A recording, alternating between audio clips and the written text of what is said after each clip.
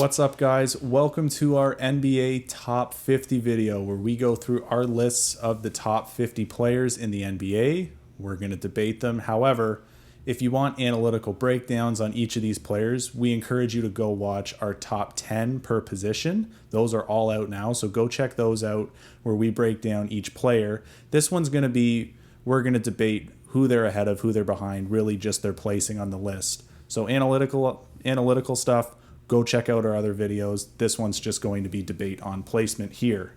So we can kind of rip through them here. And without further ado, it's going to be a big one, so let's get into it here. So no honorable mentions again. No. Go to the other videos to check that out. I'll kick it off at 50 with Ben Simmons. Okay. Despite his flopping in the playoffs, his talent and all-around ability had to keep him on the list. Who do you have at 50? Just so we're clear, Ben Simmons isn't on my list. If it was a top 100, he would be. Not on my top 50 here. Yeah, totally fine. So at 50, though, I have Mike Conley. And Mike Conley, whether you like it or not, he was an all-star last year. Some people thought guys like DeMar DeRozan should have been there. But Mike Conley is still an important part of why Utah had the best record in the NBA last year. Definitely play makes very well and opens up shots for guys like Donovan Mitchell. Definitely a crucial part to Utah's success, and in my opinion deserves to be on this top 50 list. That's fair. He's one of the best role players on the best team, at least last season. Yeah. At 49, this is where I have CJ McCollum. I have him as my lowest shooting guard. Where he kind of fell for me was just his playoff performance. Otherwise, he'd be higher, and he seems almost one-dimensional in terms of offense and scoring, so have him a little lower. Who do you have at 49? At 49, this is where I have LaMelo Ball.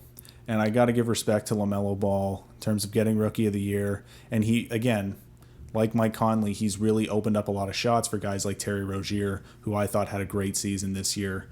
Obviously, he would be a lot higher if he hadn't gotten injured. We didn't really get to see a month of that, and he's still a rookie too, so he will only skyrocket up this list. But for now, I have him at 49. Yep, at 48, I have Pascal Siakam, another guy with a disappointing season. So I hope he rises, but you're not too sure what's going to go on. Well, who do you have at 48? At 48, this is where I have Jrue Holiday. And Jrue Holiday didn't make my top 10 point guard list. He was an honorable mention. But he certainly deserves to be on the top 50 for the all-around performance offensively and his shutdown performance defensively in their run to their the Bucks' first championship since 1971. Definitely makes up a big three with Giannis and Chris Middleton, so definitely deserves to be on this list, even though he wasn't on my top 10 point guards list. Fair enough. At 47, I have Jonas Valanciunas, who really stepped up for Memphis yet again, but even throughout his career, he's been a consistent offensive center, right? Solid defensively, a guy you can rely on. Who do you have at 47? At 47, this is where I have CJ McCollum. Again, you could argue he's a one-dimensional player that probably brings him down the list. He is my lowest shooting guard on this list, but CJ McCollum is certainly, his offense puts him in the top 50. He's certainly been a great right-hand man for Damian Lillard all these years. At 46, I have Tobias Harris. He's been very stable in Philadelphia. Maybe not quite that second option you want, but no matter what's going on around him in that organization, he gets his job done, and I think he does it well. Who do you have at 46? At 46, I have Malcolm Brogdon, and a lot of Indiana Pacers players have kind of fallen under the radar, but he's got great stats over the past 3 seasons here. Malcolm Brogdon has certainly been a guy that really commands the playmaking there. Certainly makes life easier for Monte Sabonis, creating shots for him. But he's also, again, he can knock down threes. Great from the perimeter. A good all-around player, even on defense too. So Malcolm Brogdon, again, didn't make my top 10 point guards list, but definitely deserves to be in the top 50. Yep, at 45, I have John Collins, who I felt I raised all of my Atlanta players because of how deep they went these playoffs. So I have John Collins where I do, because I think he's a big part of that big three. And I think he stepped up these playoffs. Who do you have at 45? At 45, I have a Hawks player too, but I have Clint Capella here. I think between Trey Young, John Collins, and Clint Capella, I think Capella's the third on that. An elite rebounder, definitely someone who creates second chances through his offensive rebounding skills. Definitely a great defender. Certainly well deserving of being on this list, as are all the Hawks' top big three players. Yeah, and even his days in Houston, he was fantastic. Exactly. 44, this is Rav LaMelo Ball, Okay. and I'm buying in on the talent. Mm-hmm. Of course, I think on both of our lists, we've left a lot of room for him to rise because he's that skilled, he's that talented, he makes the team around him, the players around him, a whole lot better. So he's a young leader already. Sky's the limit for him in Charlotte. Who do you have at 44? At 44, this is where I have John Collins. So just above Clint Capella. I think there shouldn't really be a huge amount of disparity between these two rankings here, as they both play important roles. I think John Collins is scoring, because he rebounds at a great rate as well as Clint Capella. Maybe not as well, but I think his scoring is a lot more important for Atlanta. In terms of interior scoring, they've got a lot of perimeter scoring. John Collins' interior scoring is what puts him above Capella and puts him 44 on my list. Yep, at 43, this is Rav Deandre Ayton. It's playoff performance. We finally have seen what he can do, and I'm not sure whether to expect more or less. Have we seen the best of him? I'm not too sure, but he was very solid. He was a solid piece of that big three that got them to the finals. Who do you have at 43? At 43, this is where I have Pascal Siakam, and I really buy into the finals run in 2019. Kind of the strong play before the COVID lockdown in 2020. Obviously, since then, it's been storyline after storyline underperforming. I think in the right situation and with the right people around him, if he doesn't have to be the guy, which I think Fred VanVleet should take over that role that Kyle Lowry left, that Kawhi Leonard left. I think Pascal Siakam is a great number 2 in the NBA. I certainly see a bounce back year for him if he can just hone in and focus on his game. Yep. At 42, I have Jeremy Grant, who is finally a consistent starter, and I would say he's the number 1 in Detroit. Whether or not he should be is debatable, but yeah. I think he's done a good job on a rebuilding squad. He's stepped up his numbers, stepped up his play, and I think he's a good leader there. Who do you have at 42? At 42, this is where I have Jamal Murray, who, again, just fell off my top 10 point guards list, but it was really close between him and the guy that was ahead of him on that list. He's certainly, you saw what happened when he went down. Denver was able to kind of beat the odds that a lot of people didn't think that they beat the Trailblazers, but then they go out and they get swept by the eventual conference champions in Phoenix. And even then, like, you look at the Portland series, Dame almost single-handedly took them out. Had Portland come out to play, Denver would have been screwed without Jamal Murray. Exactly. That just proves his importance to this team, that he really is the Robin to Jokic's Batman. Yeah. 41, this is where I have Clint, and for me, the reason why I have him higher than John Collins is more his resume. I feel like he's been doing it a lot longer, and I'm really buying in on his defense, but I think it's debatable to have one higher or lower than the other. But I've just been a fan of Clint Capella. I think he's been stable and consistent every season. So who do you have at 41? At 41, this is where I have Colin Sexton. And like we said in the point guard video, Colin Sexton is one of the best two-way guards in the NBA right now. Obviously, it'll be interesting to see where he moves and how how his game changes accordingly. But Colin Sexton is a guy that, again, in the point guard video we mentioned, he can take over games, and we saw that in that Brooklyn game when he took over the big three and dropped 50 on them. He's definitely a guy that has the ability to rise on this list, but again, if he doesn't have consistent performances, and I think depending on where he goes, he also has the ability to fall on this list. But right now, putting him at 41, I think is a decent fit for him. Fair enough. At 40, this is our Fred VanVleet, who I feel is Toronto's leader. Whether or not he's their most talented player will be decided. You have guys like Gary Trent, Pascal Siakam looking for that spot, but he's been stable, and he's kind of the guy to carry that culture now that Kyle Lowry and even DeMar, they're both gone. he's the guy who I feel they're going to build around, and I think he's the right pick. Whether or not he's the best player, again, I don't think matters because Toronto builds around leadership, and he's that guy. Who do you have at 40? At 40, this is where I have Tobias Harris.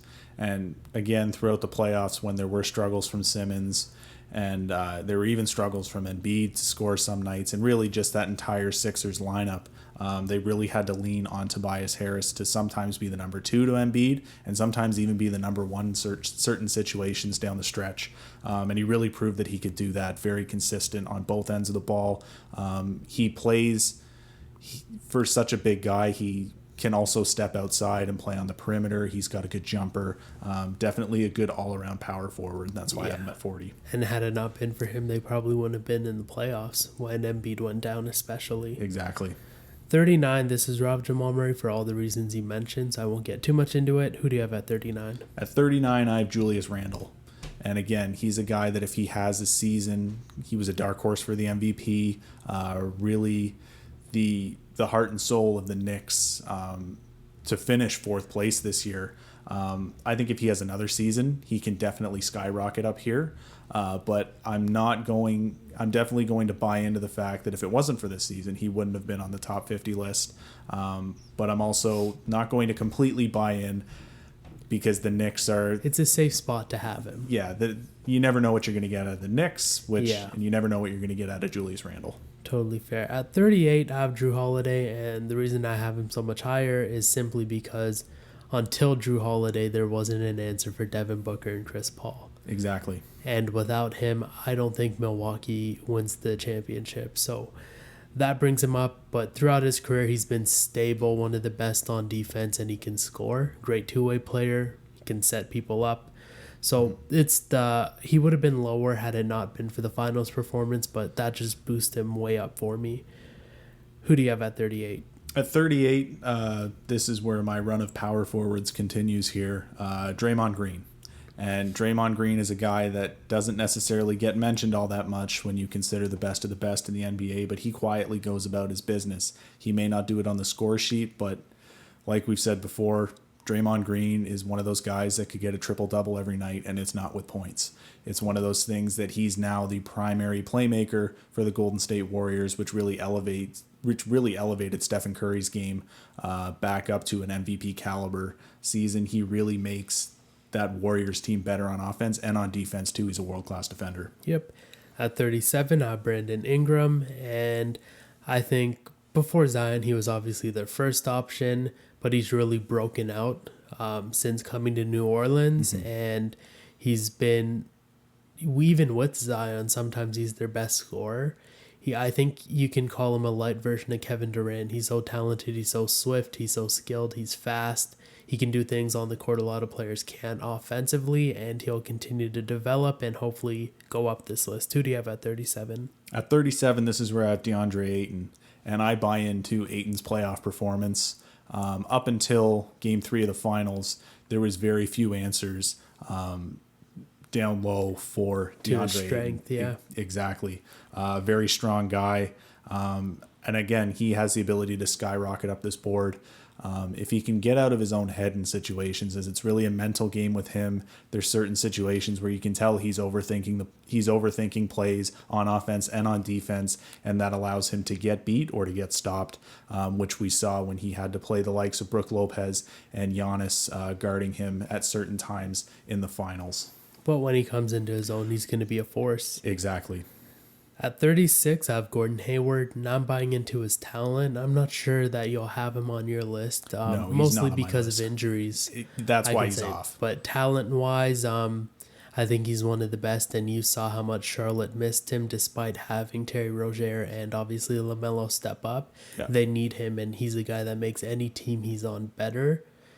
And that's why I have him. It's because his talent. And talent-wise, at his peak, he's a guy that you'd consider in your top 20s. He's certainly a guy that I would have considered in my top 20 coming out of Utah. And even at certain stretches in Boston. In Boston, he looked like that. But definitely before he went to Boston, when he was at the height of his career in Utah, he's definitely a guy I would have considered in the top 20. But again, injuries is what puts him off my top 50. Yeah. But I certainly respect the fact that, you're buying into his skill. Is that something that... And if it had it not been for this season, he probably wouldn't be on my list or on either of our lists, even in the top 10s, because he's so injury prone and we haven't seen what he's able to do, but I think he's shown that he still has it. Mm-hmm. Who do you have at 36?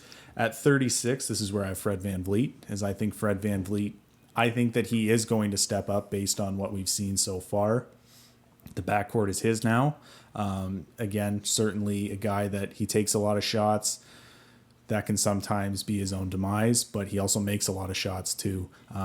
Definitely, it's always nice to see a guy that really has confidence and swagger like he does, because there's few like it. Exactly, and to be an undrafted player as well, to do that as well. It's really a great story, and he really is just a great player to be within the top 40 here. Yep, at 35, I have Zach LaVine. His offensive talent is one of the best in terms of shooting guards.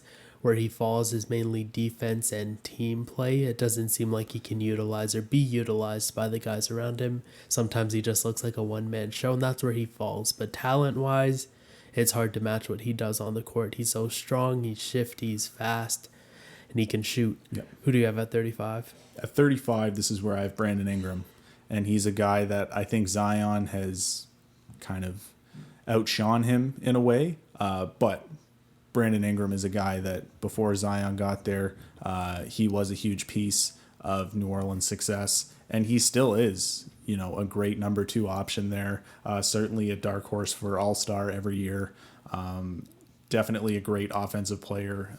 Great reach as well. Yeah, it's just a matter of building around them to get the most out of these 2 young stars. As I liked your comparison to Kevin Durant, he is kind of just a lower version of Kevin Durant. Yep. At 34, I have Shai Gilgeous-Alexander, who I feel is continuing to rise up these lists quietly, right? Because you don't hear much about him. OKC isn't that big or that hot of a team right now, but he's been stable. He's been consistent, whether it's scoring, whether it's playmaking, whether it's defense. That team's built around him, and sometimes it doesn't look like it should be, but I think as they develop around him and develop that culture around him, that Chris Paul influence he has, right, in terms of leadership, he may be the right option. Right. It's just it's just a matter of whether or not they get there with him as the head. Exactly. Who do you have at 34? At 34, I have a different point guard here. I have John Morant here. And Shai Gilgeous-Alexander, technically a shooting guard, can play the point. Sorry, I have another guard here, John Morant. And John Morant is a guy that sky's the limit for this guy. I think very well. He could push Luka. And I think definitely when he gets into his prime, will either challenge for or be in the top 10 in the NBA. I'm very confident in that. But John Morant's a guy that you saw in his playoff runs. Put the team on his back and had some of the best playoff performances in the play-in tournaments. They had to win 2 games, and they did. And then against that series with the Utah Jazz, you saw without Donovan Mitchell, he was able to beat them, and he still put up stellar performances despite the series loss. He's a guy that the future is bright in Memphis, and it's because he makes guys around him better. Yeah, and you have to remember he went up against the best team in the NBA and did what he did. Exactly. So, it's crazy to see that. 33, I have Diarne Fox, who I feel is the fastest player in the NBA, and he's strong, he's skilled. I think it's the Sacramento effect that lowers him on my list, because talent-wise, I think he's up there. I think he's one of the best point guards, just overlooked because the team around him isn't stable. Who do you have at 33? At 33, this is where I have Kyrie Irving, and we talked about him extensively in our top 10 point guards video here. Skill-wise, definitely within the top 20. But the fact of the matter is, to the top 50 list, you have to be on the court, and he has good reasons to be off the court. He also has some reasons that are unknown and not so great. I think that you mentioned it with Zach LaVine, there's that team player aspect. I don't think Kyrie necessarily has that. As in order to be the best on the court, you have to be on the court. And again, whether it's for good reasons he's off the court or not, this is a on the court top 50. So he's probably a better guy than a lot of people think. He's definitely takes a villain status, especially in Boston. He's got some admirable qualities to him, but again, you got to be on the court to really rise up this list. Yep, at 32, this is Rav Demar Derozan. I feel like he's been overlooked since moving to San Antonio because obviously they haven't had those Toronto kind of playoff runs. But he's still got it. I think he's great. And I think we're going to see what he can do in Chicago in terms of helping carry a team. It's kind of a four-headed monster, what they have, so the load's split. But I think he'll be up there in terms of scoring and in terms of making the players around him better. Who do you have at 32? At 32, this is where I have Bam Adebayo. And Bam Adebayo, a premier big man in the league right now. Definitely a lot of room to grow. He's still very young. That finals run in 2020 in the bubble, he single-handedly took down the Celtics, which is not an easy task to do. Certainly good on both sides of the ball, and he's a guy that should rise up this list if he lives up to the potential that a lot of people are putting on him right now. Yep, at 31, this is where I have John Morant, and I have him higher because I'm buying into what he did these playoffs. He's putting up historic numbers. And it makes sense to do that. And when you look at his assets, he has athleticism like Westbrook. He has a good shot. He can pass. So you saw what Westbrook did in his prime. I think Ja can outdo that. It's a matter of that team around him developing so he can have those deep playoff runs. I think he can push Luka in the future to be the best point guard in the NBA. He's not there yet, obviously. He's still young and has a lot of room to grow. But like you said, sky's the limit. Who do you have at 31? Just to go back to Ja. Ja might be one of the most exciting players to watch. He's certainly one of my favorite players to watch, which definitely says a lot of where he's placed on our lists. Yep. At 31, I have Karl Anthony Towns. I think Karl Anthony Towns has definitely slipped on this list, and it's been because of injury and the fact that he's playing in a dysfunctional system in Minnesota doesn't help either. I think a change of scenery might be a good fit for him to bring him back up this list. Obviously, staying healthy will bring him up, but I don't think Minnesota is the best place to get all this skill and talent that Karl Anthony Towns has. And they've never been able to build around him too. No. So there's that.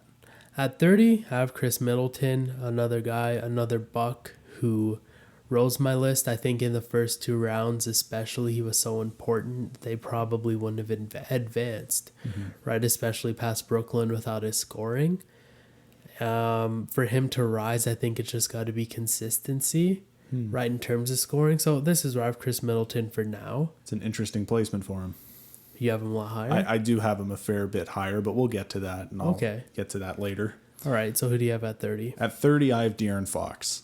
And I think De'Aaron Fox, again, because the league is so young, we've said it for a lot of players, they can rise up this list. It's definitely a younger league than it once was. De'Aaron Fox, I think with the right supporting cast as well, which we talked about with Karl Anthony Towns, he would elevate his game as well. But he's so explosive offensively. Despite what Russell Westbrook may say, he is the fastest guy in the league. He is hard to guard with that first step off the dribble there. I think, again, we haven't seen the best of De'Aaron Fox, but it's one of those things where he's either probably has to move on from Sacramento or Sacramento has to really commit to building around him because neither has happened yet, obviously. But again, a guy that could really push the top 10 when he gets into his prime. Yep. At 29, I have Brad Beal. And it's another Zach LaVine situation for me where I feel the team play isn't quite there because you saw Washington didn't really work until Westbrook took over that number one spot. So as a scorer, he's very proficient, very efficient. He gets the job done on that aspect, but there has to be something taken into account in terms of elevating the guys around you and helping your team improve as a whole outside of individual stats. And obviously, I think a lot of the time he can be a defensive liability. Who do you have at 29? At 29, this is where I have Zach LaVine. And I'm buying in a little more to his skill here. But he's definitely a guy that I think could drop on this list now that he's in a new environment with a lot more stars, with DeMar DeRozan coming in, a full season of Nikola Vucevic, Lonzo Ball, guys that could help him or guys that could take away a lot of touches for him, as I think his game is so scoring based that he needs to be a big part of that offense. And I put him at 29 based on what he's done, but when touches are going to other players, I think it could propel him down. I don't see him looking at the guys above him. I don't necessarily see him jumping too much higher than this. No, that's totally fair. At 28, I have Bam Adebayo, and I'm buying into his two-way game. Obviously, his finals run. I think what drops him, especially on your list, is this past season. We didn't see the best of him, but I think it's still there. We didn't see the best of Miami in general. Yeah, this and past season. That's what I was going to say is I think as Miami improves, especially with the influence of Kyle Lowry and just the leadership, the offensive or the off-season moves they've made, I think you'll see a better version of Bam Adebayo going into this season, and the talent is already there. It's a matter of everything meshing well together. Who do you have at 28? At 28, I have Rudy Gobert. So a different center here. Obviously, he's not the greatest two-way center, but definitely does have a two-way game. He is big and intimidating inside on offense, but, it's twice that on defense. Arguably the best defensive player in the game right now. Certainly the best defensive player among big men right now. Rudy Gobert he's definitely the number 2 in Utah behind Donovan Mitchell. And it's nice to see number 2s that are playing different positions like that, similar to the Denver situation with Nikola Jokic and Jamal Murray. I think he really complements what Utah has going on. And without him, they're not the best. They wouldn't have the best record in the NBA because of all that he brings on the defensive end. Yeah, it's a player you can't replace. He may not be Shaq's favorite player, but he's certainly up there on my list here. Yeah, 27, I have Jaylen Brown. It's his two-way game, and you saw Boston doesn't quite work without him. Outside of Jason Tatum, which, it's Jason Tatum. He's going to work wherever he is. He's a phenomenal talent, obviously higher on the list. But as for Jaylen Brown, he can score, he can defend, he can play make. I think he's one of the most overlooked guards in the NBA. And I think there's only room for him to go higher on my list. Who do you have at 27? At 27, I have DeMar DeRozan here. And I think he's a guy that'll certainly benefit from his new surroundings. He doesn't have to be the guy. He had to be the guy in San Antonio, of course. But definitely he was the guy in Toronto for so many years. Now he can kind of sit back. He'll definitely be a huge part and can be the guy if he wants to be. He certainly has the skill to play up to that. But they're going to share the role. With Zach LaVine, Nikola Vucevic there, and even Lonzo Ball, he has the ability to be the best player on the floor some nights. It's going to be one of those things where the pressure's off and he can just showcase his skill, and I think he will do that. Yep, at 26, I have Monte Sabonis, and it was kind of tough for me to rank these power forwards because outstanding seasons by just guys I have ahead of him. So it's really a matter of Indiana stepping up and doing it, obviously, with him on the roster for him to rise. But I think 26 is where I'm gonna have him for now, with only room for him to go higher. Who do you have at 26? At 26, this is where I have Shai Gilgeous-Alexander, and you had him a bit lower on this list. I really buy into the fact that his offensive efficiency, he shoots over 50% from the field, but also buy into the Chris Paul factor with him, as Chris Paul was one of the guys that you can really attribute to making Shai Gilgeous-Alexander better. But Shai is one of those guys that is now using that and making the guys around him better now that Chris Paul is gone. Really one of the guys that has made Lou Dort a better player among others. So I think Shai Gilgeous-Alexander is one of the ultimate team players and has huge value, enough so that Detroit was willing to offer the first overall pick this year for him. So Yep, at 25, I have Julius Randle, and I'm buying into the regular season performance. Why I have him above Domantas Sabonis is Julius Randle was an MVP candidate, Sabonis wasn't. Now, playoff performance is where I'm a little skeptical, and I think he can fall. But he was just very dominant this season. You can see, he showcased his talent, his skill set, and his ability to lead a team. But it's very sketchy, right? Because you have the Knicks around him. You don't know what's going to happen. And whether or not he's going to fall off this list, but I just have to give him credit for this past season he had. Fair enough. Who do you have at 25? At 25, this is where I have Brad Beal, and it's really because of Brad Beal's offense. Can he be the guy on a team? We're going to find out. We're going to find out because this is the year now that there's no Russ there. Before it with no John Wall, this is his team. So definitely he's one of the best scorers, was in the running for the scoring title this year. But it's one of those things where he's definitely a very, very much a better version of CJ McCollum in the sense that he is kind of a one-dimensional player here. He's not the greatest on defense, but very quick, great jumper, just offensively sound, and that's why he's at 25. Yep, at 24, this is why I have Karl Anthony Towns, because he's just such a force at center. He's a dominant player offensively. Injuries and the Timberwolves are kind of what hold him back for both of us, because talent-wise, I think he could be a lot higher. Oh, for sure. We just haven't seen anywhere near the best of Karl Anthony Towns yet. And will we ever? I'm not sure. It's tough to say. So that's why I don't have him higher yet, at least. Who do you have at 24? At 24, we had talked about Bradley Beal not having Russell Westbrook, and this is where I have Russell Westbrook. I think his explosiveness, all around, you can say what you want about his triple doubles. He still puts them up, still has an MVP under his belt. And I think this is going to be a great situation for him with the Lakers now that, again, the same arguments that can be made for Bradley Beal. Can he lead a team? He may not be as well suited as Russell Westbrook to lead a team, but Russell Westbrook has led a team in the past. But again, there's questions around that with Russell Westbrook. But now he doesn't. There is no question. He is the number 3 behind LeBron James, behind Anthony Davis. And yeah, it's Russell Westbrook is one of the better all-around players in this league. So yeah, he deserves to be within the top half of this top 50. Yep, at 23, I have Zion Williamson, another guy who I feel should rise, and I think he will.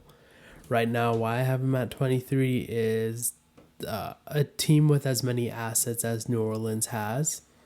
They should have made the playoffs, so I think it's just dysfunction, and although it may not be your fault, I think if you're good enough, you're going to help elevate your team and the players around you.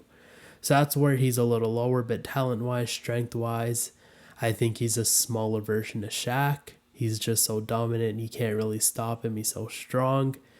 Who do you have at 23? And for all those reasons, I have Zion Williamson at 23 as well. Yeah. At 22, I have Russell Westbrook, who is the player that got me into the NBA. I didn't really care much about it until I saw him just dominate, especially without Kevin Durant.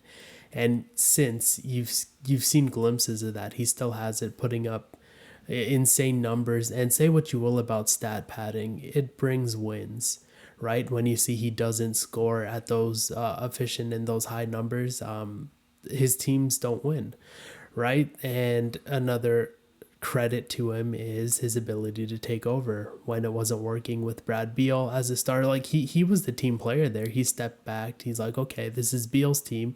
Let him lead. It wasn't working. He took over, made the playoffs when they very well shouldn't have. Now in LA, you said in our point guards video, he has no pressure, and he doesn't. He's the third option. But if AD or LeBron go out, you can trust that Westbrook's going to help this team get to the playoffs. So all of them have less pressure because Westbrook's coming in as a very good leader, a very good player, very good talent, still one of the best. 100%. Who do you have at 22? At 22, this is where I have Paul George. And Paul George, I think the playoff P, even though it was broken this year, it's still could be there. It's still a thing. I need to see it again. And this year is going to be very telling that Kawhi's not there this year. And he performed well when Kawhi went down in the playoffs. Can he do it for a full 82 games? And can he do it in the playoffs as well? I really think that he needs to make a finals in order to move up this list again based on what I've seen in the playoffs. But he is a guy that has the potential and has been near the top 10 before. I'm not sure he can climb higher than this. This is definitely higher than I would have put him before the playoffs this year. He may not have cracked my top 30, but he is a guy that has immense potential. He's a great talent, an all-star caliber talent year in and year out. I just need to see him break that playoff P mold 2 years in a row because I know he can do it, but he just has to go out and do it now. With Kawhi, I understand where you're coming from. Yeah, go make the finals. But how do you expect him to make the finals without Kawhi? Maybe not this year. Sorry, that was probably, I think, with Kawhi. Okay. I should have said with Kawhi he should make the finals. Yes, very Sorry, much. that was wrong of me to say. I should have clarified. Yes, he's not going to make. Who do you think this guy is? Right, he's not going to make the finals this year. I definitely think he needs to win a playoff series this year without Kawhi because he's proved he can do that. Yeah. But yeah, to make a run to the finals this year is the best. I think. If he makes a run by himself, if he does he's getting number one. yeah, for sure. Yeah. But I think in 2022, 2023, when Kawhi's back and healthy, I think then playing at a Kawhi level. Yeah, exactly. Yeah. I think then he can really make a push if he makes it to the finals. Yeah, fair enough. At 21, I have Chris Paul, who brought DeAndre Ayton up our list, Shai Gilgeous-Alexander up our list, Devin Booker, I'm assuming we both have higher up the list by his leadership, his playmaking, his development. I think he's one of the smartest players, if not the smartest player on the court in his ability to play make. He can still score at an efficient level. He's doing it in an old school way, scoring well from the mid-range, which you don't see too many players do anymore. And it's unfair to have him on the court and to have to play against him. It's a shame he hasn't won yet. I think it's still a possibility. It may be a little more far-fetched, but Chris Paul has shown anything's possible. Who do you have at 21? At 21, this is where I have Donovan Mitchell. And again, 21 may seem low for Donovan Mitchell, but it's just because the guys ahead of him. It's just such a talented league, a very top-heavy league, that you are going to see guys fall lower in their rankings than they play up to. And Donovan Mitchell is the heart and soul of this Utah Jazz team. He is the center of their offense. His play is certainly assisted by having guys like Rudy Gobert and having guys like Mike Conley around him. But he is the guys you saw when they didn't have him in Game 1 against Memphis. It didn't work. He comes back, and even in a limited role, they still win games. He still finds ways to score. One of the most dynamic scorers in the NBA right now. Yep, at 20, I have Nikola Vucevic, and this is one of the guys where I'm not going on recency bias because I'm not 100% sure how things are going to work in Chicago, but even then, I think he's climbed this list very much because of the stellar season he's coming off of, where I think he was a top 3, maybe even a top 2 center at times. He's explosive. He's shown that he can excel defensively. His offense has always been there. I think he's a force at center. Who do you have at 20? At 20, this is where I have Chris Paul. For all the reasons you had him at 21, Chris Paul is a guy that you kind of expect him to fall down this list, at least at his age, but he just seems to do it on every team he's on. He makes everyone better. He did it in New Orleans. He did it in LA. He did it in Houston.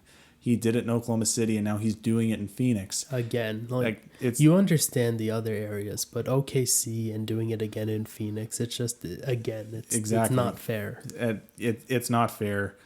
He just finds pesky ways to score that are just hard to guard, even though they shouldn't be hard to guard. They just are. So Chris Paul, just the dynamic player that he is, he deserves to be in the top 20. Yep. At 19, this is where I have Rudy Gobert. It's the defensive player of the year. Yeah. Multiple wins for him.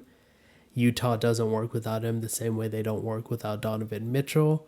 Where I have him above Vucevic is simply because he's been doing it longer. Talent-wise, I think Vucevic is more talented all around, but nobody can match Gobert's defense, and offensively it's still there. Obviously not at the level of his defense, but all around I think he's a solid player. And I'm not sure if he'll remain top 20 for me, as guys simply just outperform him. It's not to say he's going to decline. I think guys are just going to rise up this list, but I have to keep him at 19 for now. Who do you have at 19? At 19, this is where I have Nikola Vucevic for all the reasons you had him at 20. Vucevic, again, he's so dynamic inside. He can score, he can defend, a great rebounder. I think he certainly is the best player on this Chicago Bulls team, despite the fact that Zach LaVine might be the face in terms of just, personality-wise and his flashiness. But in terms of skill, Nikola Vucevic is the best player on the Chicago Bulls easily. team. I mean, yeah, in terms of marketability, he's probably fourth. But Yeah. when you think of Lonzo Ball and DeMar DeRozan, who's had a lot of playoff success in Toronto. Anyways, moving on to 18, this is where I have Trey Young, who is another player that rose because of his playoff performance, the killer instinct, and the offensive explosiveness. He's deadly from three. He elevated the team around him playmaking-wise. I think it's got to be defense and just all-roundedness in terms of improvement that bring him up my list. But even now, he's grown quite a bit in such a short span of time, and he's gone further in the playoffs than Luka. Who do you have at 18? At 18, this is where I have Chris Middleton, and you had him around 30, and I mentioned him before. The consistency is a great argument there. I think this playoffs, especially down the stretch in the finals, I'm really buying into the consistency that he had as the number 2 option in terms of scoring to Giannis. I think Chris Middleton, he's been one of those guys that's come in. There's consistency in a sense, but he's a guy that's come in and he's been an all-star in multiple-time all-star now. He's consistent in the fact that he is going to knock down shots from 3.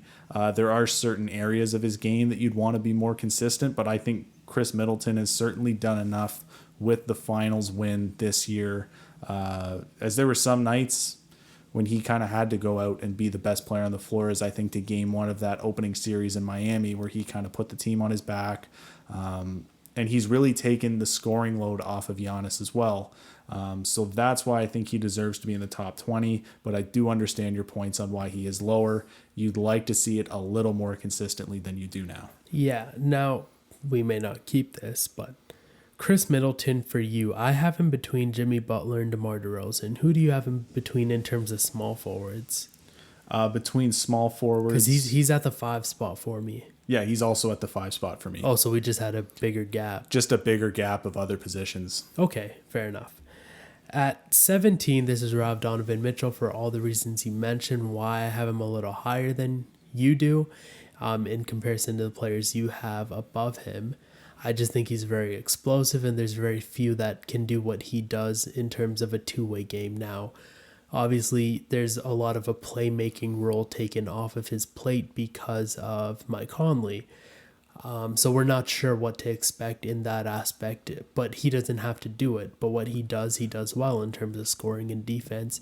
I think he's one of the best and one of the most explosive on both ends. And he can dominate and take over games at a superstar level. Right. Who do you have at 17? At 17, this is where I have Jimmy Butler. And Jimmy Butler, obviously one of the better two-way small forwards in the league. He's a guy, though, that he has the potential to be a lot higher, and he probably was a lot higher after their finals run last year. He slipped a bit, largely because Miami slipped. But it's one of those things, we've talked about consistency with a few other players.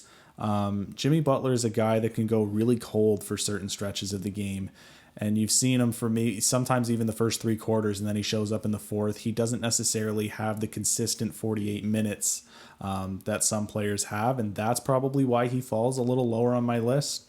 Obviously, he did miss some time this year due to COVID, which also, when you're missing time, doesn't help your ranking as well. But again, it's one of those things where I just think the guys ahead of him have just performed better. Yep. But he's certainly a guy that deserves to be in the top 20, and definitely he can push the top 10 on his best days. So totally fair. At 16, this is Devin Booker. I think he is this generation's Kobe Bryant, maybe not at the superstar level Kobe played at, but he's explosive offensively. I think he's stepped it up defensively, which kind of rises him a bit. He's not a defensive stud by any means, but he gets his job done. His game is offense, and he does it at a level very few can touch. Who do you have at 16? At 16, for all those reasons, I have Devin Booker as well. Yeah. At 15, I have Kyrie Irving, and I have him a lot higher than you because I'm buying in on the talent.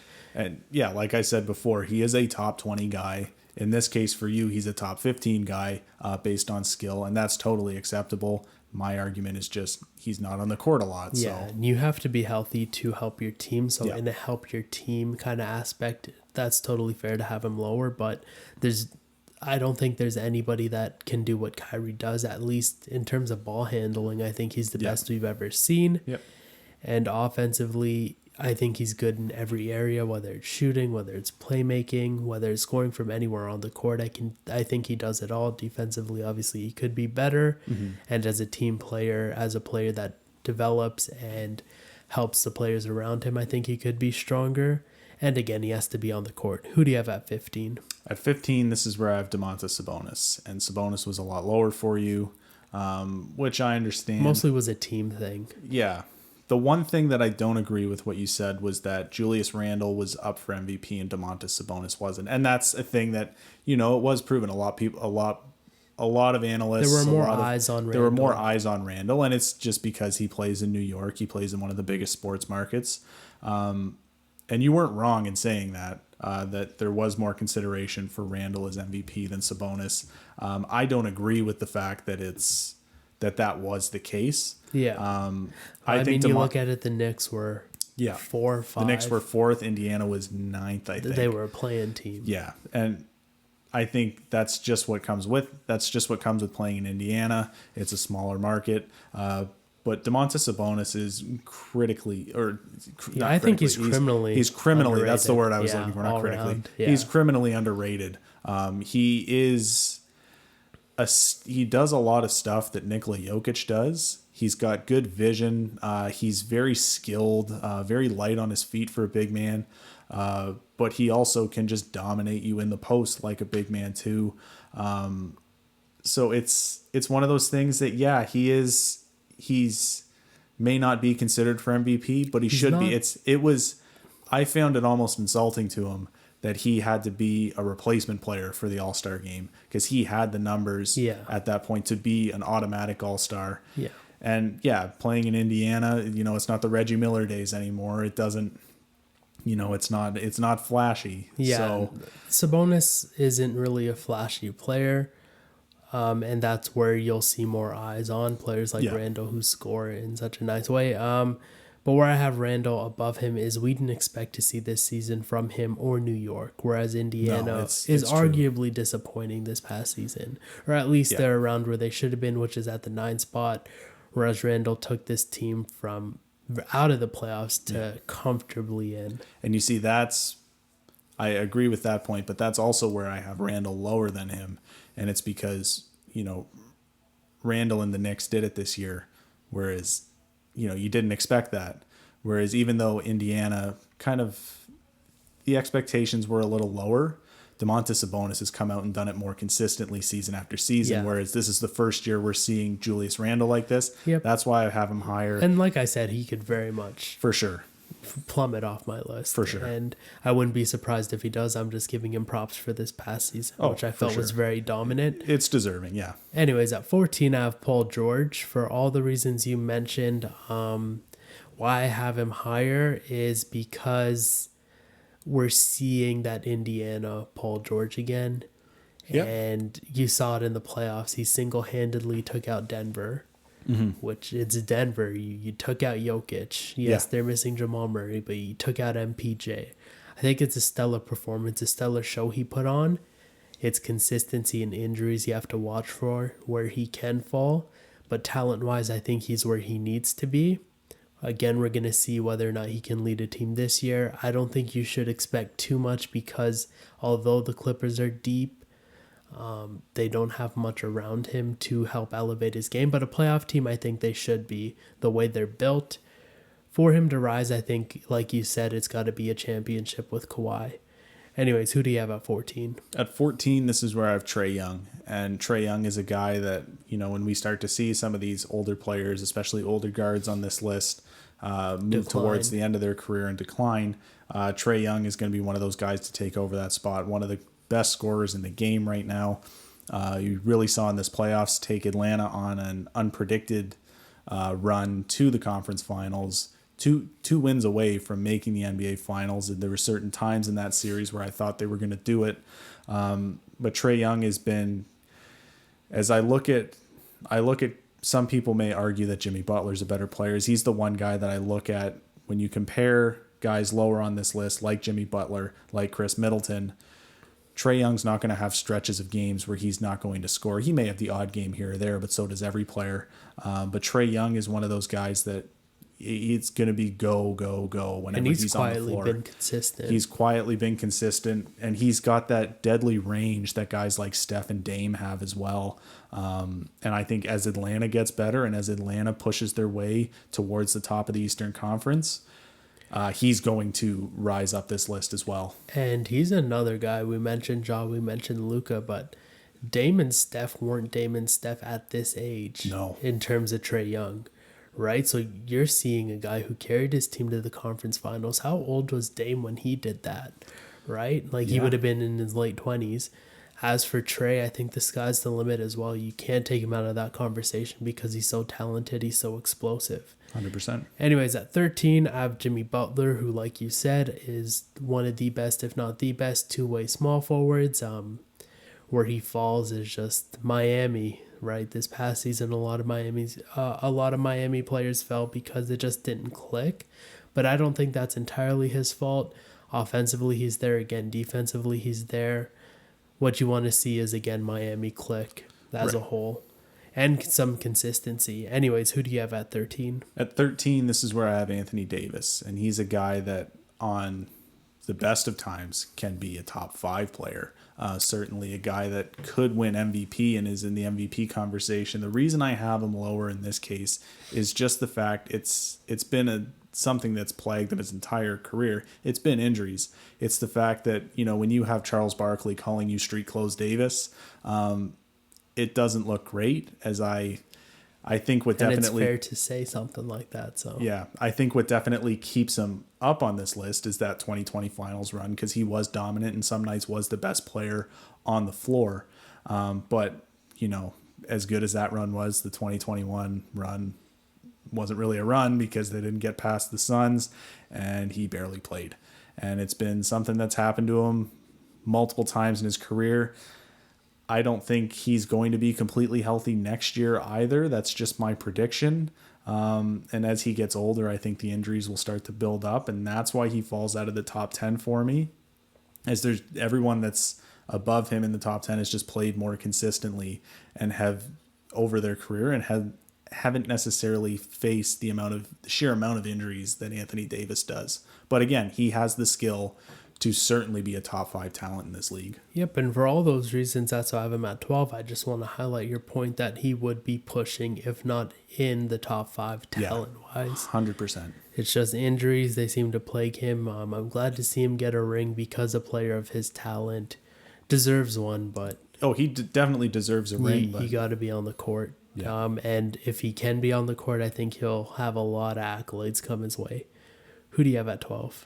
At 12, this is where I have Jaylen Brown. And again, you have him lower on the list, and even in the shooting guard video, we talked about it too. Jaylen Brown, he is really underrated for what he does for the Celtics team. He is the best two-way guard in the NBA, in my opinion. Jaylen Brown, you saw what happened when he did go down with injury and wasn't available for that Brooklyn series, that it took Jason Tatum putting up 50 and putting the team on his back to even get a win out of that series. Jaylen Brown is a guy that, in terms of value, he's probably the Celtics' most valuable player just because of the way he does it on both sides of the ball. He definitely takes a lot of pressure off Jason Tatum offensively and takes a lot of pressure off Marcus Smart defensively, and that's why he's number 12 on my list. Yep, at 11, this is James Harden, who I feel is, he's my highest shooting guard. I feel like he's the most talented offensive player we've seen in a while. He has an arsenal that's just very complete. There's really no offensive weakness to his game. Defensively, what you want is more consistency and intensity, but I think he's improved in that area since coming to Brooklyn. I'm not sure how much more to expect there, but it's James Harden, one of the best. Who do you have at 11? It's a lot lower than I would have expected you to put Harden, but it's fair points. At number 11, I have Jason Tatum, just outside of the top 10 here. I think Jason Tatum, we've said it before with guys like Trey Young, as people start to get older and start to decline in their career, he's definitely going to be a guy that should push the top 5. Great talent at such a young age. He's really taken the Celtics to places that Celtics fans are used to seeing, taking them to conference finals. I think Jason Tatum is a guy that he's so dynamic offensively. You could put him at shooting guard if you want to play a big lineup. You can also put him at power forward if you want to play a small lineup. He's a guy that just plays really well. Definitely the definition of a stretch three. And he's so dynamic on offense that's why he's number 11 on my list. All right, so kicking off the top 10, you had him at 11. This is where I have Jason Tatum. And it's for all the reasons you mentioned. The only thing I'll add is I think in the future, small forward in terms of being number 1 is his to lose. I don't think there's any competition unless Luka moves to the small forward position, which is a possibility. But I like Jason Tatum's game. He's so explosive. Jaylen Brown may be the most valuable player, but without a doubt, Tatum's the most talented player and one of the most talented players in the NBA. Very versatile. Another guy who plays like Kevin Durant. Anyways, who do you have at 10? At 10, this is where I have Luka Doncic. And I think Luka Doncic will skyrocket up this list and will be near the top. Again, when players start, not even when players start to go into his decline, once he starts to enter his prime. He's not even in his prime yet. I think what holds him down is the fact that we've said it time and time again. He hasn't won a playoff series yet. And I think you do have to have that postseason success to push yourself up this list. But he is just so intimidating, the most intimidating guard in this league, as he's one of those guys that you mentioned it before. He could switch to small forward and just be as successful. Just such a dynamic scorer, just great on offense, that he deserves to be in the top 10. But again, I just need to see that postseason success before I put him ahead of the guys that I had, the 9 guys I have ahead of him right now. Yep, at 9, I have Kawhi Leonard. And it's injuries that drop him, really. Talent-wise, I think he's another guy with Anthony Davis can push top 5. But load management kind of takes some away from him. Talent-wise, I think he still can be up there in terms of two-way play as the best defensive small forward alongside Jimmy Butler. But he can still score. He can still lead teams. And, I mean, there's just no other player like him. Who do you have at 9?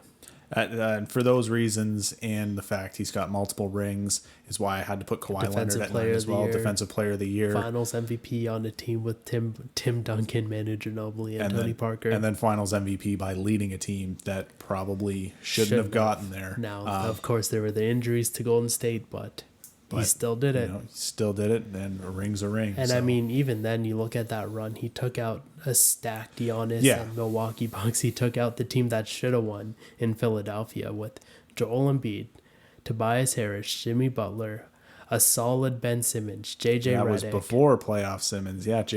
He took out 2 teams that were the front runners. Seth Curry was on that team, wasn't he? No, Seth Curry wasn't on that team yet, but still, phenomenal team. Phenomenal. Anyways, Kawhi's just, he's his own beast. Yeah. And you said you had him at 9, so let's move on to 8. My list says Luka Doncic, but it's obviously Luka Doncic. I was autocorrect. Got you again. I have him there for all the reasons you mentioned. He's just such a force for him to rise. And I don't think he can be top 5 until he wins a playoff series, because you've seen all these guys ahead of him lead terrible teams. So that's no excuse. That and defense.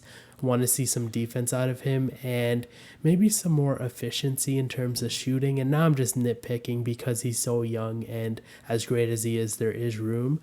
And like you said, it's not going to be age alone, because he has the talent, right? Whether you see it in the playoffs, the regular season, or on the world stage, he can do it anywhere. He can play at a high level and be the best player. You just want to see some consistency and some team success. Who do you have at 8?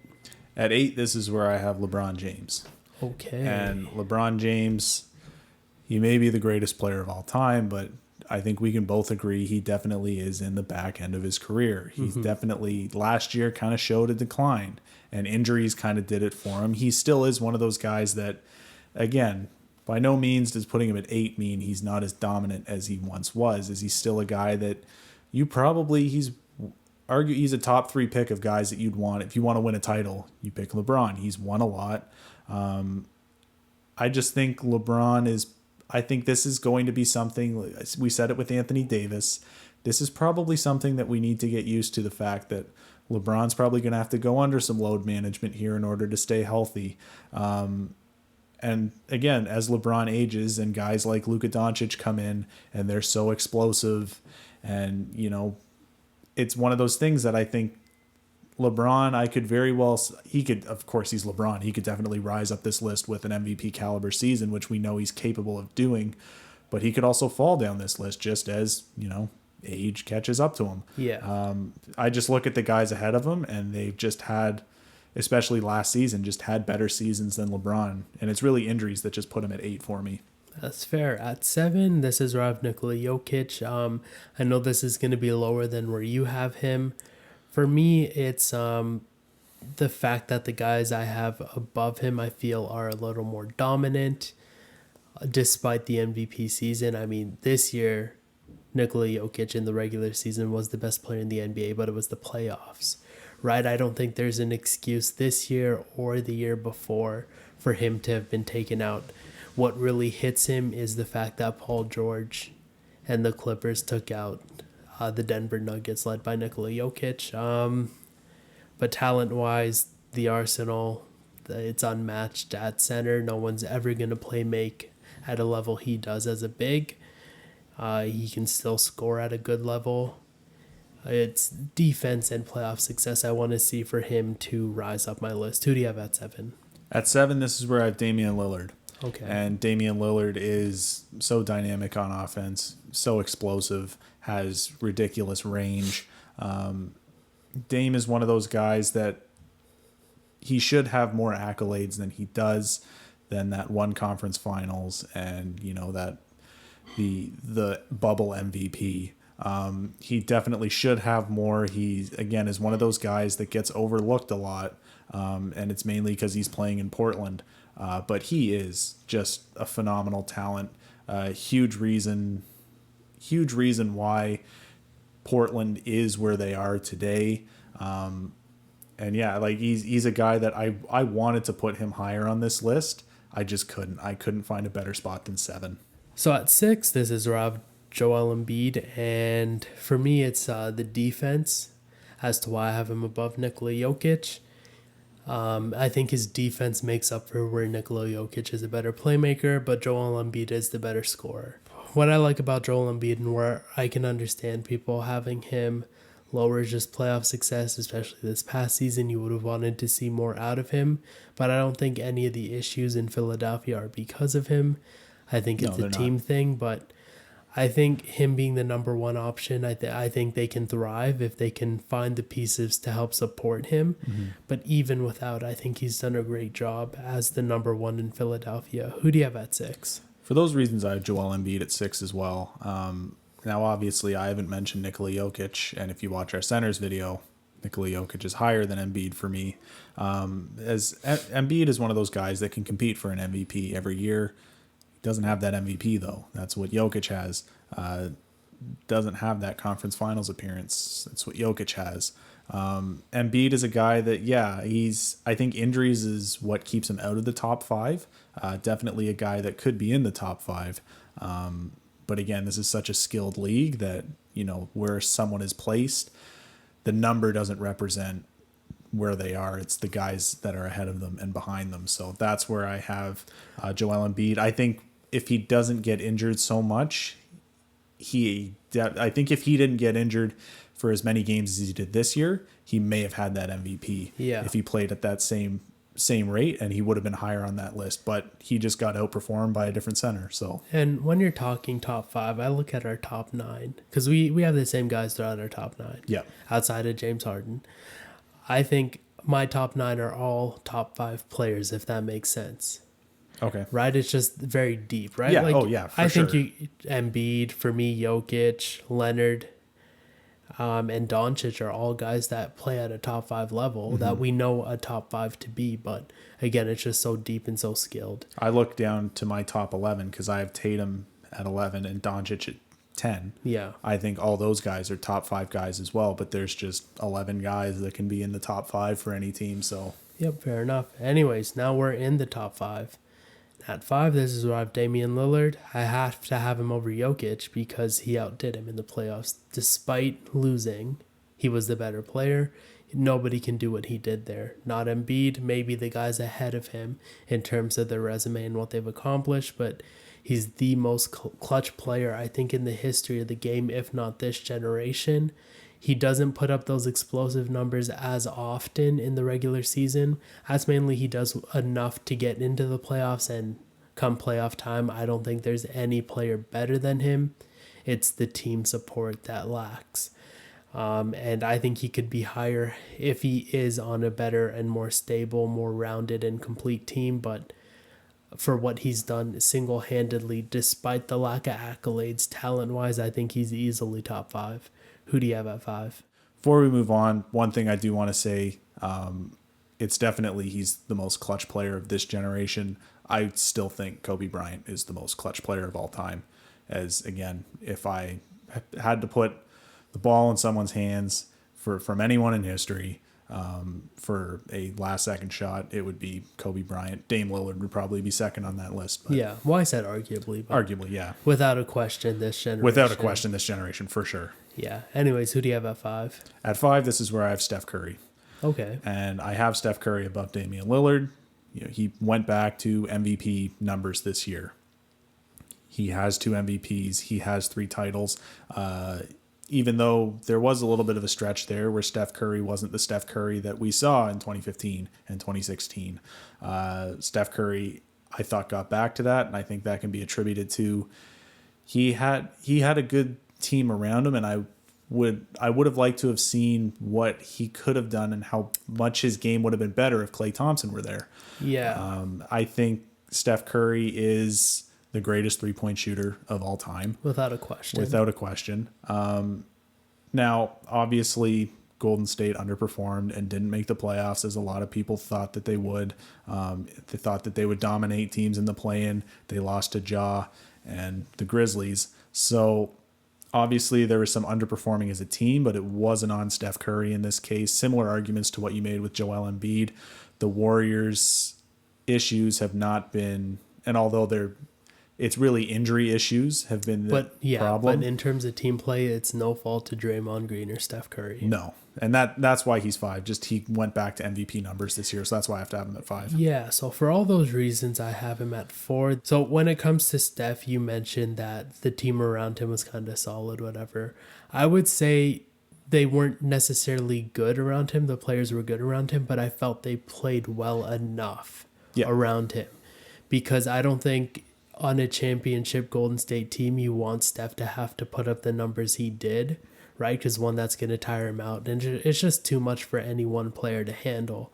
I think you want a little more of completeness, a little bit of scoring distribution.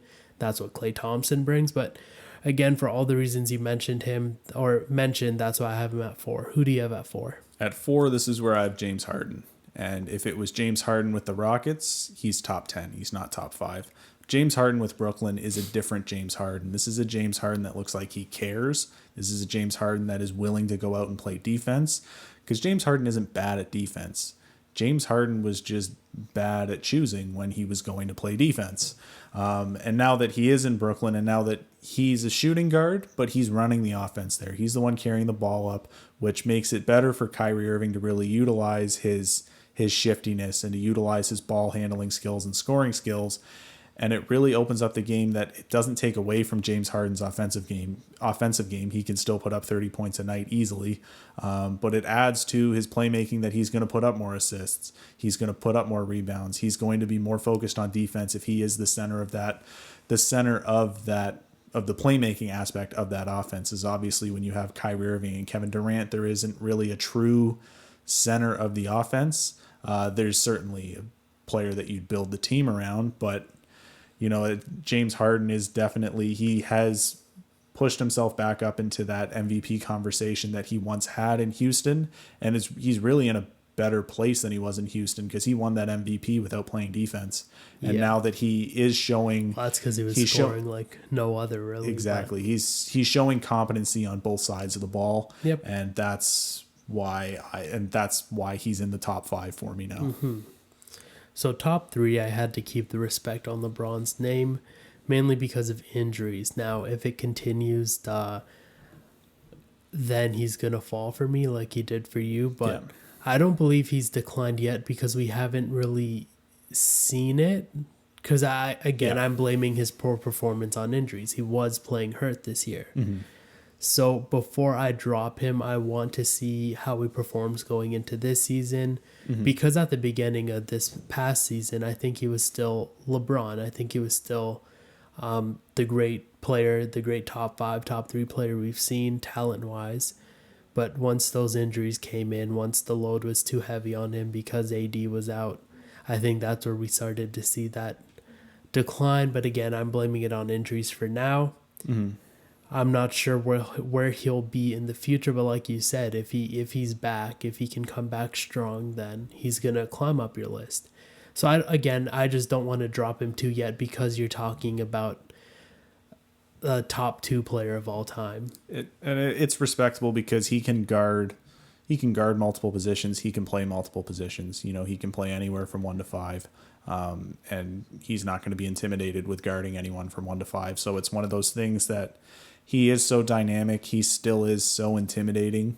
And he does have that success that, maybe he should be considered top 3. Maybe I am wrong, but I'm going to go ahead and just push him down the list now because what I saw out of this year in terms of especially that playoff series. It's very sketchy. It's a sketchy position. There's reason for skepticism, and I'm just jumping the gun. Maybe I'm jumping the gun, but I'm gonna be a little more skeptical of LeBron than I would have been in years past. That's fair. And LA's kind of boomer bust, right? Yeah. Because this team could just plummet. Maybe not miss the playoffs, but they may not be much of a threat. Because this LA team is very old. Very old, very injury prone. Westbrook, as great and as athletic as he is, he can get injured. You almost have to count on an AD injury. And LeBron, you're not sure, right? Because, yes, it's LeBron, but he is 36 now, so it's tough to say. Anyways, who do you have at 3? At 3, this is where I have Nikola Jokic, is I've got to put the respect on LeBron being one of the top 2 players of all time. I'm putting respect on Nikola Jokic being the MVP this year. And Nikola Jokic is, like you've said before, there isn't going to be, we haven't seen a center play like him before. We're probably not going to see another center play like Nikola Jokic. He is really, they may call Kristaps Porzingis the unicorn. He really is. He plays like it. He's not a scrub on defense by any means, but his offensive game is what definitely won him the MVP this year. He has that conference finals appearance, and they looked like they could have beaten the Lakers at certain times, as it took a buzzer beater from Anthony Davis, and it really took Anthony Davis to play out of his mind in 2020, because if he didn't, then it would have been Jamal Murray, Nikola Jokic, and the Denver Nuggets going to the NBA Finals, and I feel like they would have been in a good position to win. I really have to put respect on that MVP. I can't argue an MVP outside of the top 3. Not this season, at least. I totally get where you're coming from, because regular season Jokic was far and away the best player, the most scary player, the most dominant player this past season. At 2, this is Rav Giannis Antetokounmpo. Why I don't have him at number 1 is because I felt he was outdone in the playoffs by the player I have at number 1. That's but fair. As for Giannis, you can't stop him. Right, he's the most dominant player in the paint, and he can focus a little more on defense with the addition of Drew Holiday and the emergence of Chris Middleton. I think this is a great position for him to be in, but it's just he's not as explosive as the guy I have at number 1. Anyways, who do you have at number 2?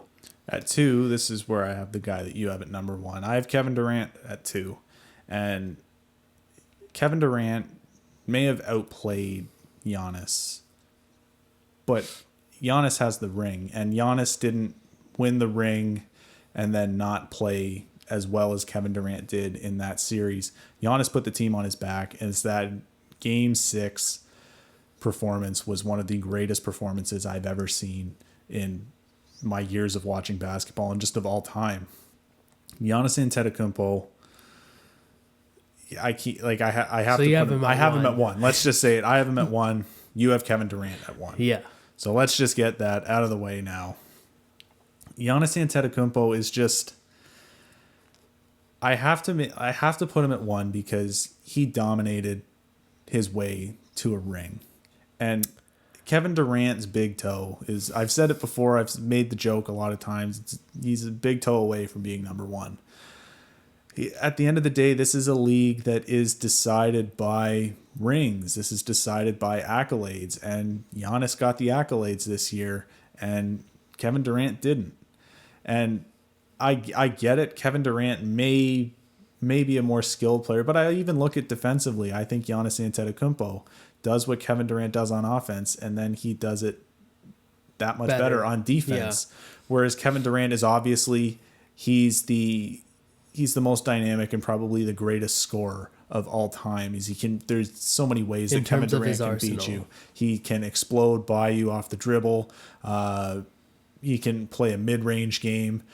He can pull up for three. He's really one of those guys that obviously Brooklyn is building their team around him, and he deserves to have that status. But I just look at the way that Giannis does it on both sides, and I think for Kevin Durant may be better offensively than Giannis, but the difference between Kevin Durant's and Giannis Antetokounmpo's defense is that much bigger, and that's why. And on top of the ring, that's why I have Giannis at number 1. Yeah, for me, it's just the head-to-head matchup. Yeah, like you said, Giannis didn't sleep. He stepped up his game after the Brooklyn series because I think it took that for him to learn.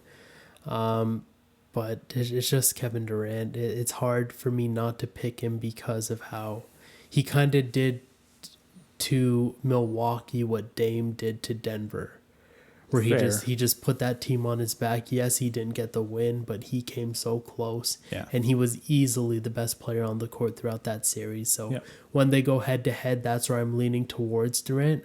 By no means do I think you're wrong to pick Giannis, because I don't think you're wrong. It's a good pick. It's just not the pick that I would have made. Yeah. There's so many reasons for and against it. So one thing that's exciting for this upcoming season is I don't think there's a clear number 1 in the NBA. I don't think there has been.